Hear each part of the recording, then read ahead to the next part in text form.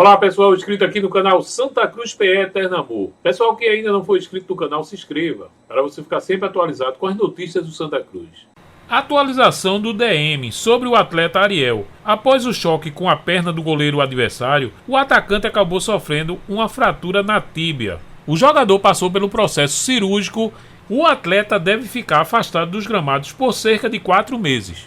Agora vamos com a entrevista com o executivo de futebol, Marcelo Segurado. Marcelo, primeiramente vamos falar desse jogo de sábado, um jogo que marcou uma volta maior do torcedor aqui para o estádio. A gente fez toda uma campanha, o torcedor abraçou a causa, quase 20 mil torcedores que apareceram aqui ao Arruda, e acabou que, enfim, saímos derrotados. O que você pode falar desse jogo, representando o futebol, as dificuldades que aconteceram, algumas ausências ali de lesão, de suspensão no meio de campo? Teve também a lesão do Ariel durante o jogo, que meio que abalou a todo mundo que estava ali. O que você pode responder ao torcedor e contar como foi o contexto desse jogo contra o Asa? Bom, em primeiro lugar enaltecer a presença da torcida, né? Abraçou, veio, né? Apoiou. Então isso aí é um fator que a gente tem que levar em consideração, está enaltecendo e está se cobrando ainda mais, né? Em função dessa participação e desse amor, né? Que essa torcida tem por esse clube. Então isso é fantástico. Em relação à questão do jogo em si,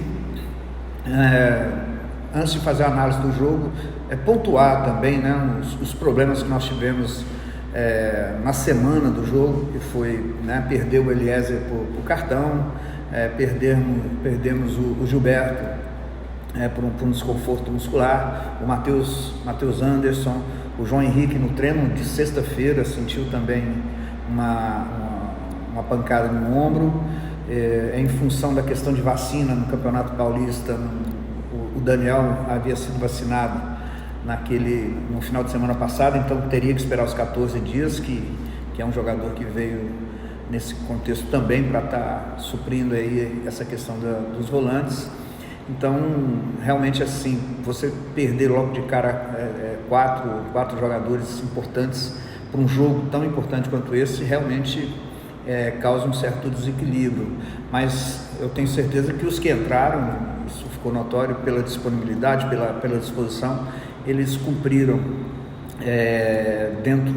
dentro daquilo que foi proposto, de ser um time ativo, de ter posse de bola, de termos um movimento no sentido do gol. Tanto é que se nós pegarmos todos os números desse jogo contra o Asa, nós vamos ter uma superioridade numérica incrível, né? 73% de posse de bola, né? Mais chutes a gol, mais escanteio, ou seja, a superioridade foi muito grande e nós tomamos 2 gols em consequência de 2 momentos distintos no próprio jogo. E eu atribuo isso também a uma própria condição, né? Infelizmente aí é uma questão até mesmo humana, primeiro falando disso, né, que a gente ter perdido o Ariel, né, um jogador que veio com muito esforço, com que a gente batalhou muito para ter. Tanto acreditamos no trabalho do Ariel, assim como ele também acredita no Santa Cruz, que é o único desses jogadores que tem um contrato mais extenso. A gente fez um contrato até o Pernambucano do ano que vem, com renovação garantida com acesso. Então, perdermos o Ariel, um jogador de grupo, de qualidade, que estava muito bem no jogo, se encaixou ali naqueles momentos iniciais, e a perda dele, a maneira com que aconteceu, mexeu muito com o emocional do elenco, do time. Basta você ver que nós tomamos um primeiro gol na sequência da lesão. Então, uma bola parada, onde que não tinha perigo algum, mas houve vamos dizer assim, um momento de talvez ali, um momento de indefinição, talvez em função até mesmo daquele momento do jogo, né, de ter perdido um companheiro. Isso mexe com o jogador.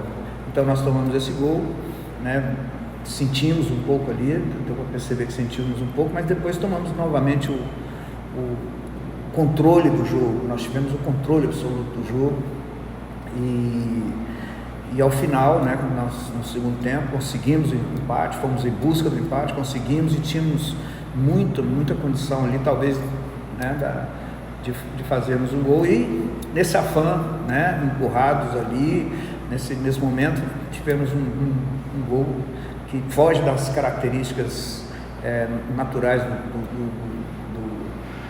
do nosso time. Vendo o gol várias vezes, você vê que não é comum acontecer aquele tipo de jogada com a gente mesmo.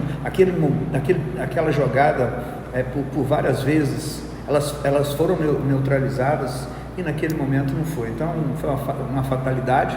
O que a gente pede naquele momento agora é que a torcida entenda que o ambiente aqui dentro é um ambiente de cobrança, é um ambiente de muita responsabilidade. O elenco sentiu sim. A gente não tinha tomado uma porrada dessa. A gente, na verdade, nós fomos eliminados ali pelo Náutico, jogando muito bem também, mas fomos eliminados nos pênaltis. Eu acho que essa derrota, da maneira com que ela foi, ela pegou muito forte, porque nós tínhamos uma determinação, nós tínhamos não a certeza de vitória, mas nós tínhamos uma consciência de que faríamos um grande jogo e teríamos um resultado positivo. Então foi frustrante para o torcedor, mas tenho certeza que também foi frustrante para nós aqui dentro.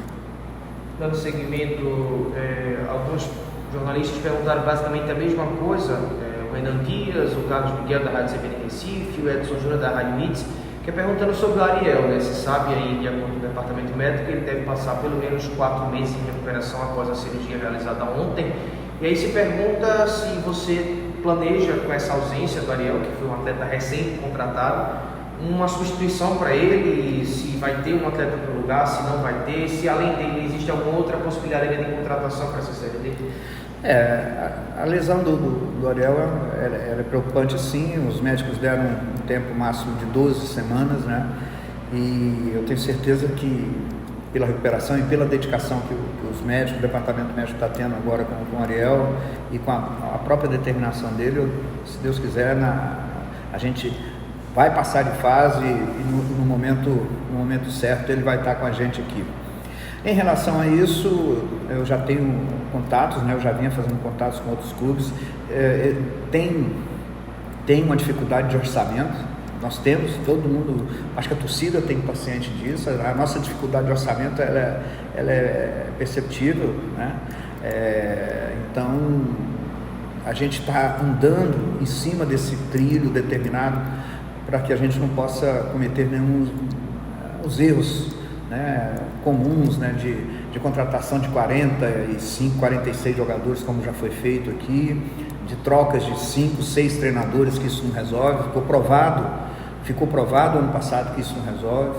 Então o que resolve é a sequência, é o trabalho, é a manutenção de um grupo, a manutenção de uma metodologia. E eu trouxe, né, na mesma semana, inclusive, eu tive um contato com o Palmeiras. O Palmeiras nos cedeu um jogador, que é o Fabrício, que tem as características também do Ariel, não tem talvez a experiência, mas tem as características do Ariel, e inclusive com o Palmeiras arcando com todo o custo desse jogador, com salários, que nós não teríamos condições de estar trazendo um atleta com o salário que ele recebe no Palmeiras. E vou em busca de outras parcerias com outros clubes que eu também tenho um bom relacionamento. E obviamente que iremos conversar, como nós fazemos diariamente. Diariamente nós temos reuniões, conversas entre eu, o treinador, o Leston, a direção, com o Rogério Guedes, com o presidente. Então nós temos um sistema, um modelo, uma forma de estar trabalhando integrado, sabendo das condições. Então vamos avaliar a questão financeira, se existe a possibilidade de estarmos trazendo mais um atleta com essa característica, porque nós havíamos, dentro do que a gente havia dito antes, encerrado as contratações. Mas é um caso que requer um pouco mais de cuidado, um pouco mais de observação, e se tivermos aí alguma sinalização no sentido de podermos trazer mais algum, com custo, né, evidentemente o clube pagando, a gente vai no mercado, mas por enquanto não. Para a gente finalizar, 2 perguntas aqui. O Salles Miguel da Rádio Tropical. Boa tarde, Marcelo. Ele pergunta se houve a reunião com o Leston, que surgiu-se um boato que teria uma reunião ontem da direção, de você com o Lester. Aí ele pergunta, caso sim, a diretoria continua confiante no trabalho do treinador, há possibilidade de mudança no comando técnico se tiver outro resultado negativo? E emendando com essa pergunta, o Diego Borges, do Diário de Pernambuco, diz: Marcelo, boa tarde. Com esse início ruim da Série D, já se viu uma cobrança pela mudança no comando técnico. Até que ponto o calendário enxuto interfere na decisão de manter o planejamento feito desde o ano passado, ou é melhor se optar por tentar uma mudança a tempo suficiente de obter resultado? Olha, eu acho que os erros eles existem justamente para que eles possam ensinar alguma coisa, né? Espero que dos últimos anos que o Santa Cruz vem passando por essas dificuldades, basta você observar quantos treinadores passaram a cada temporada, quantos executivos, quantos jogadores passaram a cada temporada, né? Se isso fosse a solução, se essa fosse a solução de sair trocando a cada mau momento, a cada dificuldade, essa solução, o Santa Cruz não estaria nessa condição que está hoje. Então, eu penso que nós começamos o planejamento ano passado para esse momento, e nós sabíamos também das dificuldades, sabíamos também que teríamos. Obviamente que não queríamos termos iniciado um campeonato da forma como nós começamos, mas o que importa, na verdade, não é como começa, é como termina. E eu tenho certeza, com esse trabalho que nós estamos fazendo aqui agora, nós vamos terminar esse ano na Série C, com acesso, e se Deus quiser, com título.